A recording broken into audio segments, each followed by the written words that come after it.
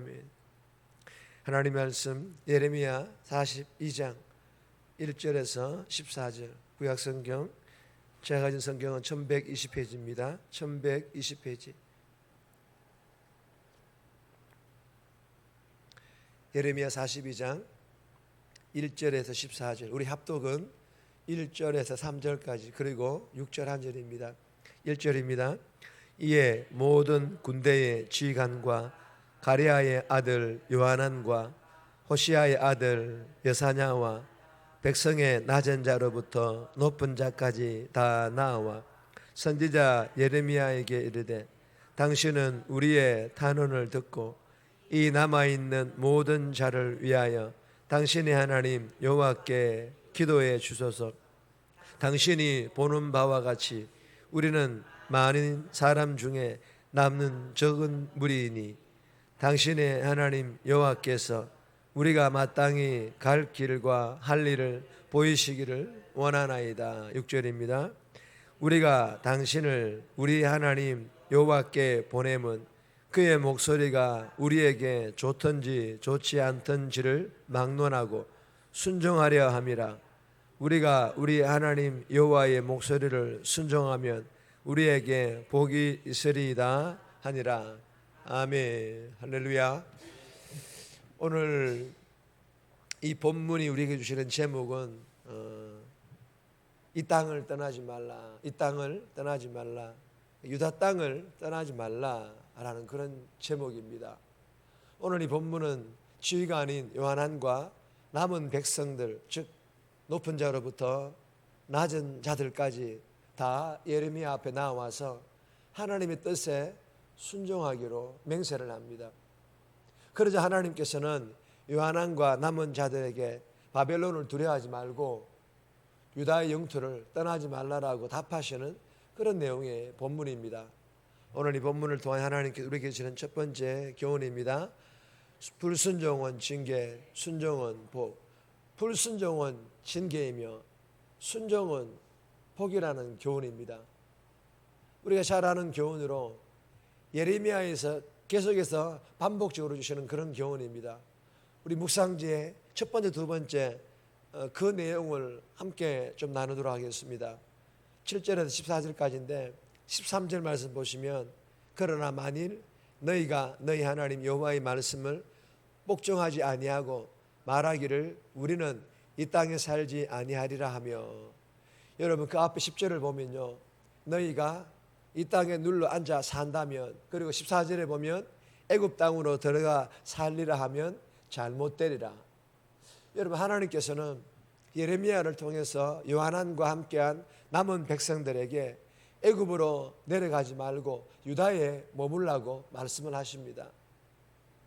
그리고 너희들을 내가 애굽 땅에 두고 내가 너희와 함께하며 돌보고 구원할 것이니 강대국 바벨론의 왕의 그 보복을 겁내지 말고 두려워하지 말라고 그렇게 말씀하십니다.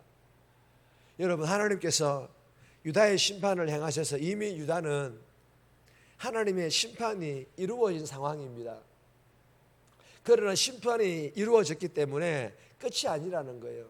끝이 아니라 하나님께서는 이 요한안 지휘관을 비롯한 남은 유다 백성들에게 긍휼을 베풀어 너희를 심고 뽑지 아니하리니 이는 너희에게 내린 재난에 대하여서도 뜻을 돌이킴이라. 무슨 말씀입니까? 하나님께서 다시 세우시겠다라는 것입니다. 즉 회복시켜 주시겠다라는 것입니다.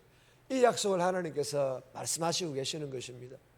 그러므로 지휘관 요한안과 남은 백성들이 할 일은요, 하나님께서 약속하신 것을 믿고 염려와 불안을 떨쳐버리는 것입니다. 유다에 머물러 하나님의 긍휼과 회복의 약속을 믿음으로 받아들이는 것입니다. 여러분 하나님의 심판의 경고 앞에서 안일한 태도를 취하는 것도 불신이지만 하나님의 회복의 약속 앞에서 불안에 떠는 것도 불신이라는 것입니다. 여러분 하나님께서는 지휘관 요한안을 따르는 무리들 속에 도살인 불신앙의 이 불씨를 다 보고 계셨던 것입니다. 그들은 비현실적으로 보이는 그 하나님의 약속을 믿고 순종하기보다 전쟁도 없고 기근도 없이 평화롭게 살 수 있는 애굽, 즉 불신앙을 선택하고 싶었기 때문입니다. 그러나 그들이 두려워했던 바벨론의 보복은요, 근거 없는 걱정이었고, 애굽에서 누릴 것으로 기대했던 그 평화와 번영도 근거 없는 망상에 불과했던 것입니다. 여러분 기억하시기를 바랍니다. 하나님 말씀만이 부질없는 염려에서 우리를 건져주실 것이며 현실에 뿌리를 내리며 단단한 믿음으로 살아가게 할 것이라는 것을 말입니다. 사랑하는 여러분, 너희가 이 땅에 눌러 앉아 산다면, 즉 하나님 말씀대로 순종하면 두려움이 사라지게 하고, 애굽 땅으로 들어가 살리라 하면 잘못 때리라, 즉 하나님 말씀에 불순종하며 징계가 임한다라는 것입니다.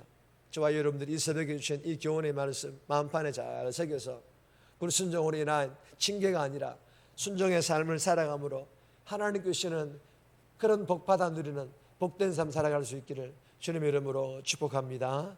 두 번째 주시는 교훈입니다. 순수하게 순종하라. 순수하게 순종해야 될 것을 우리에게 교훈합니다.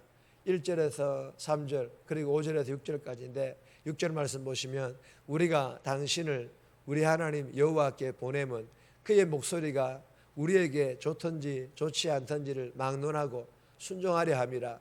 우리가 우리 하나님 여호와의 목소리를 순종하면 우리에게 복이 있으리라 하니라.